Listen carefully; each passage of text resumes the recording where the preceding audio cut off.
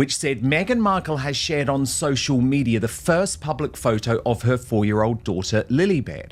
Now, even though it was community noted, saying the photo appears to be AI generated, similar to other images identified as such were not shared by Meghan Markle, Greta Van Susteren has as yet refused to delete the post and claimed that is such a gorgeous little girl.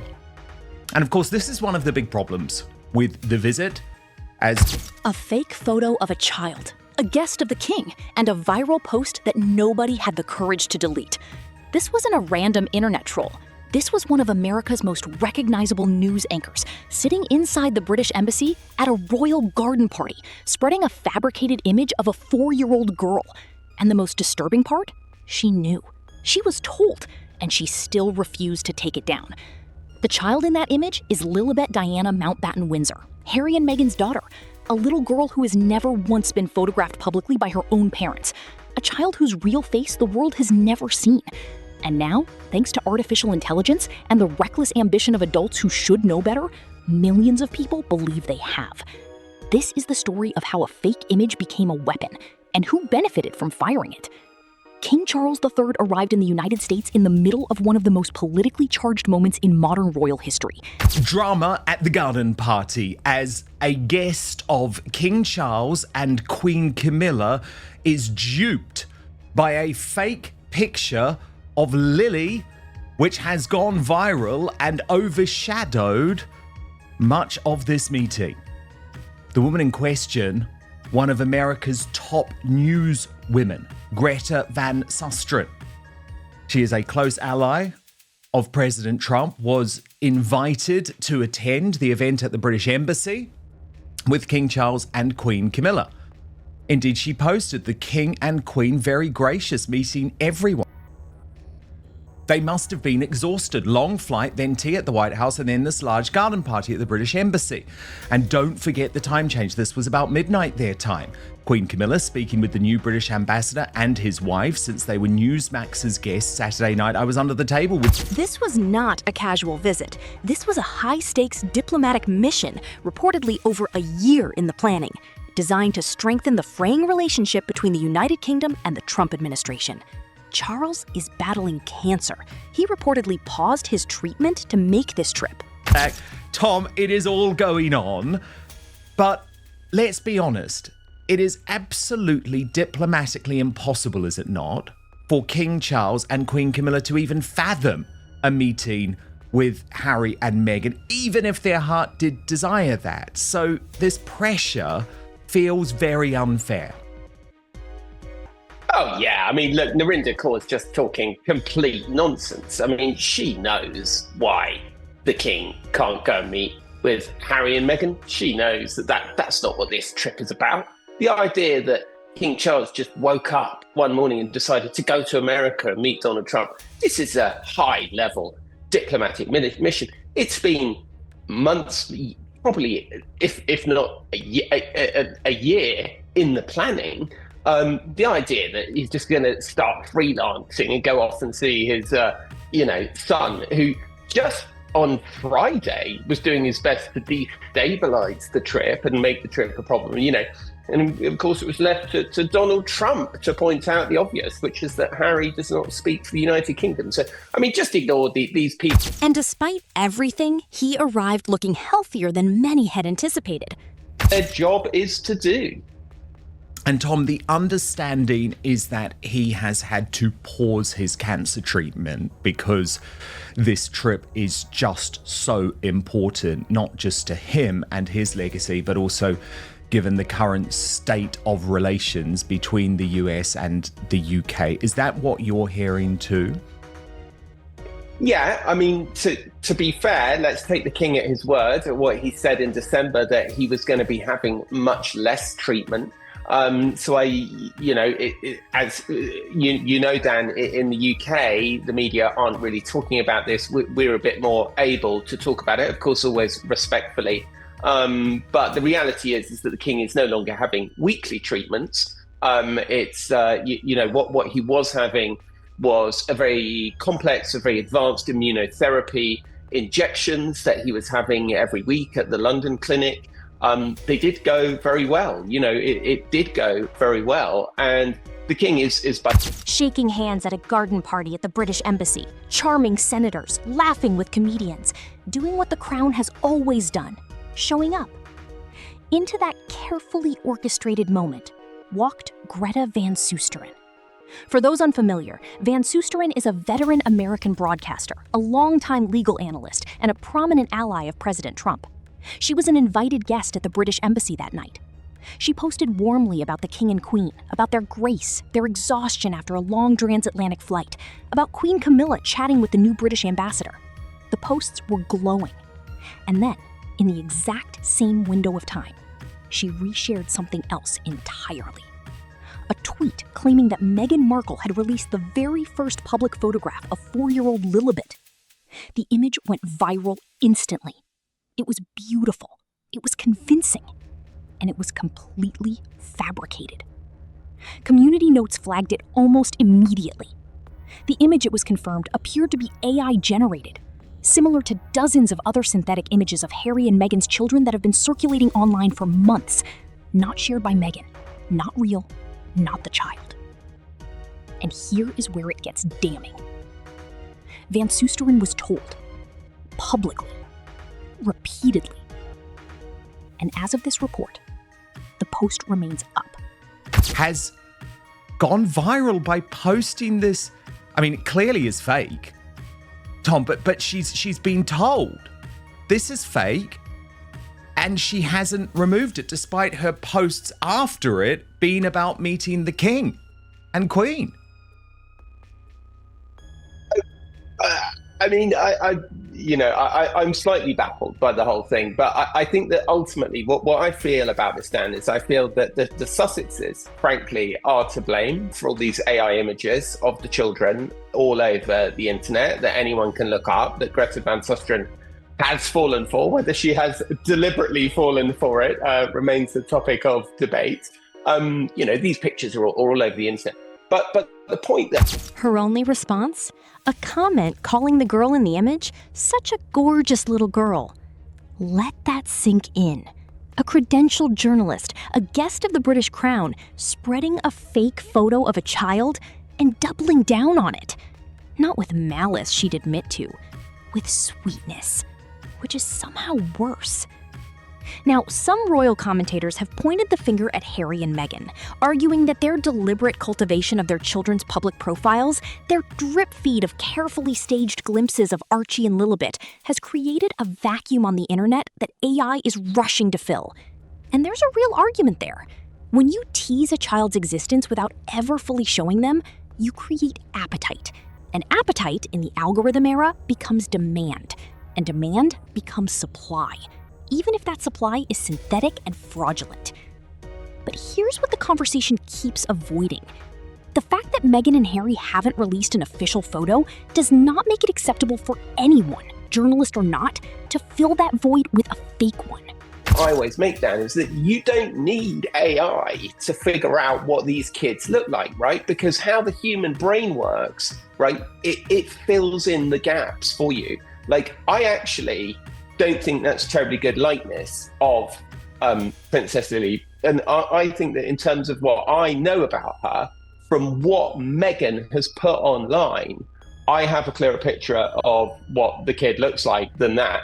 So I think that the fact that Greta has posted this image is slightly bizarre. But the bottom line is that it's Meghan and Harry who have put their children into the public domain. They are very determined to make sure that their children are as high profile as William and Catherine's children. They are very determined, to make sure that their children are the most famous children in the world. And to be fair, it's Meghan. We know that Harry is very opposed to it. It's, I am told, a source of great tension within the marriage between the two of them. I think the fact of whether people are sharing these images online, I'm not surprised they are, and I'm not surprised people think they are genuine, because at this stage, let's face it, we're all just waiting for the highest bidder to pay Meghan for the picture of the kid, aren't we? These are children. The absence of a real image is not an invitation to manufacture one. And yet, here we are. Behind the scenes, there is reportedly deep tension within the Sussex marriage over precisely this issue. To make sure that their children are the most famous children in the world. And to be fair, it's Meghan. We know that Harry is very opposed to it. It's, I am told, a source of great tension within the marriage between the two of them.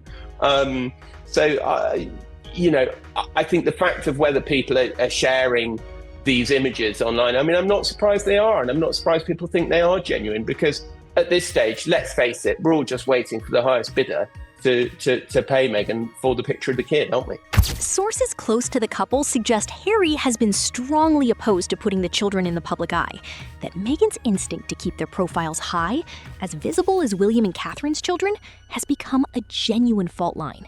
Not a public one, not yet, but a private storm that insiders say is growing. And into that storm, someone just threw a match, because the timing of all of this was not accidental. Think about what was happening simultaneously. While Charles was arriving in Washington for the most important diplomatic engagement of his reign, Prince Harry was doing interviews from Ukraine. In Australia, then the next thing we know, he pops up at Ukraine at a big peace, a big security summit in Ukraine. He starts mouthing off about Putin and Trump, saying that, war's a bad thing and the war should end and that America should sort it out. And very, very unhelpful 3 or 4 days before Charles is about to go off on the biggest the most fraught diplomatic mission of his life.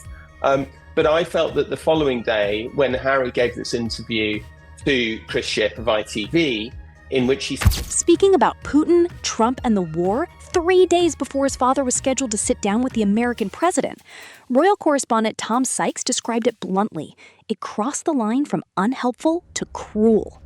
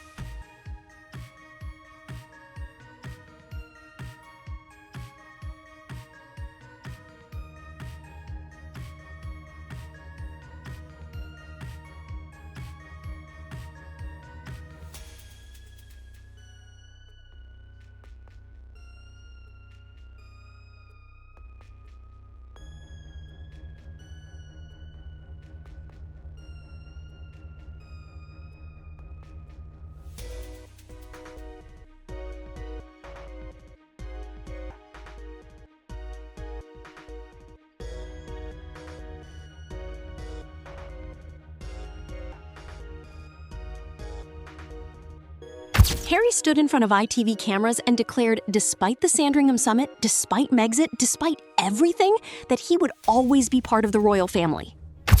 When we asked Prince Harry about the King's big and potentially tricky state visit to see the US president next week, he insisted his speech had not made things more difficult for his father. Do you think any of this is going to have an impact on the big state visit next week? Any of what? Any of what you've said here will have an impact on a big state visit? I don't think so. Not at all. Look, and you could see him, Tom, like the body language. He was looking over, probably to Liam Maguire, I imagine, who's his PR, thinking this isn't going well, and making, I think, it physically clear that the interview was over. That he was doing the very thing he was born to do. Let's be precise about what that means legally and constitutionally. It means nothing. He spoke to ITV News at the end of a 2-day visit to Ukraine. He has, as everyone knows, left the royal family, but he told us he still wants to do what some might once have called royal work. I will always be part of the royal family, and I'm here working and doing the very thing that I was born to do. And I enjoy doing it. Now you're no longer a working royal. Do you feel emboldened? Do you feel like the shackles are off, that you can talk about things in the world in a way in which you couldn't before 2020? What would worry me is if we live in a world where anyone in my position or anybody anywhere can't speak about the very things and the realities that we're seeing. As far as shackles, from my perspective, we need to be collectively, as a global community, we need to feel empowered to be able to speak truth to power. It's really that simple. It's bad enough in today's world feeling gagged and saying that you can't say these things and can't say that, and that everything becomes political. I fundamentally disagree with that. Harry has no official role. He holds no duties. He was explicitly and formally told at Sandringham that he could not be half in and half out. And yet, days before his cancer-stricken father boards a plane for the highest stakes meeting of his reign, Harry declares himself still royal. Donald Trump, in a moment of accidental clarity, was the one who said it out loud. Prince Harry does not speak for the United Kingdom. By the way, where Trump did put things into perspective quite beautifully in a way that only he can and the only Prince Harry today has said that he would like to see you do more to end the war in Ukraine. Do you think it's appropriate for a royal to make those comments ahead of the visit on Monday? Prince Harry? Yes, sir. How's he doing? How's his wife? Please give him my regards, okay? No, I don't know. I know one thing. Prince Harry is not speaking for the UK. That's for sure. I think I'm speaking for the UK more than Prince Harry. And obviously, the whole thing about Ukraine was clearly the hot potato. He was right, but the damage had already been done to the news cycle, and that is precisely the point. The fake photo of Lilibet, Harry's Ukraine interview, the speculation about whether Charles would see his grandchildren during the visit, none of this happened in isolation. Each piece landed at a moment designed, or at minimum destined, to overshadow the king's work. Whether that is coordinated or coincidental is a question the internet is currently arguing about furiously. Well, it's incredibly disingenuous, isn't it, to sort of say, oh, well, I'm still actually a member of the royal family after all. Well, and the thing I often say, Dan, is like people like you and me, people who are watching this show, who follow the story of the royal family, and like Donald Trump, understand that he doesn't speak for the country. He doesn't have a role, is not a representative of the country. But to 95% of the people who just get their news on their news feeds and aren't particularly interested in the royal family and see something or don't see something, they quite understandably think that this guy is a member of the royal family. It's interesting. I was meeting with a really influential communications consultant this morning who actually lives not far from in that part of the world, in California. And this person said to me, if you were advising Harry and Meghan, what would you say to them? I'm not sure whether there was a very amazing bit. And I said, do you know what I would say to them? I would say to them, A, drop your titles. Surrender your titles voluntarily. Say that you are not a prince and princess, that your kids are not prince and princess, that you are not a duke and duchess. And I think that would go a long, long way if they would. But of course, the reality is, I'm sure Harry would potentially. And it is a question with no clean answer. What we know is this: Charles went ahead anyway. He attended the garden party. He met the guests. He charmed Ted Cruz's disinterested teenage daughters. He laughed with a comedian doing impressions of him. He reportedly told the comic, with a wink, to keep trying. The man is battling cancer, flying across time zones, pausing medical treatment to represent his country. And he still found time for a joke. The fake Lilibet photo is still online. Harry's interview is still circulating. And somewhere in Montecito, the question of who benefits from this chaos, who gains from a fabricated image of a child going viral at the exact moment the king is trying to rebuild diplomatic bridges, remains very much unanswered. There are files in this story that haven't been opened yet. There are conversations that haven't been reported. And there are people, powerful, careful people, who are watching all of this very closely and saying nothing. So here's the question. When a child's image becomes a tool in an adult power struggle, who is actually protecting her? If you want the answers as they break, subscribe to Snap Craze Hub right now. Hit the bell, because the Sussex files are far from closed, and neither is this story.